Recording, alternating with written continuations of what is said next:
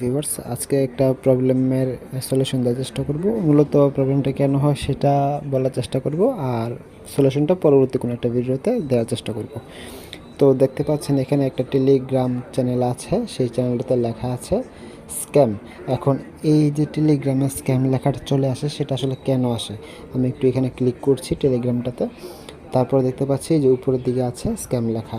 দেখতে পাচ্ছেন যে এখানে টিয়াশেক্স, তারপরে এখানে স্ক্যাম লেখা আছে। এখন এই ধরনের আইকন যখন আসবে, তার মানে অবশ্যই আপনাকে ধরে নিতে হবে আপনার চ্যানেলটাকে বা আপনার গ্রুপটাকে কিছু কুচক্রী মহল রিপোর্ট করছে, ঠিক আছে?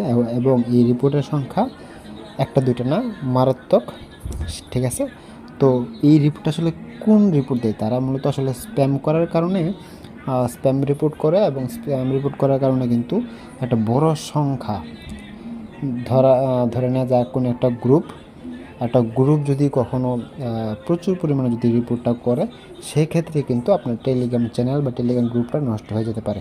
কীরকম নষ্ট হতে পারে? এই যে এরকম স্ক্যাম লেখাটা চলে আসতে পারে।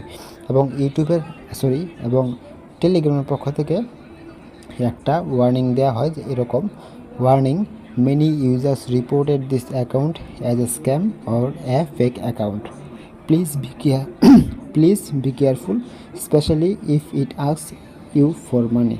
অর্থাৎ এখানে বলা হচ্ছে যে প্রচুর পরিমাণে রিপোর্টের কারণে কিন্তু এই স্ক্যাম লেখাটা চলে আসছে। তো আপনারা যারা যারা টেলিগ্রামে কাজ করেন বা টেলিগ্রাম চ্যানেল আছে বা টেলিগ্রাম গ্রুপ আছে, আপনারা একটু সতর্কভাবে কাজ করবেন এবং এরকম কিছু দেবেন না যাতে সাধারণ যে ইউজার আছে তারা যেন রিপোর্ট করতে বাধ্য হয়, এরকম কিছুই দেবেন না, ঠিক আছে?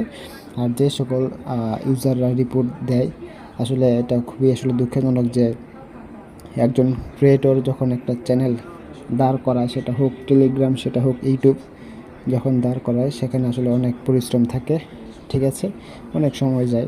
তো এরকম একটা বড় একটা চ্যানেল আপনারা কিন্তু যে রিপোর্ট করে কিন্তু নষ্ট করে দিয়েছেন। তাই আমি চাইবো এরকম কাজ কেউ করবেন না, ঠিক আছে? আর পরবর্তী কোনো একটা ভিডিওতে এটার সলিউশন কী হতে পারে সেটা নিয়ে আলোচনা করব। ধন্যবাদ।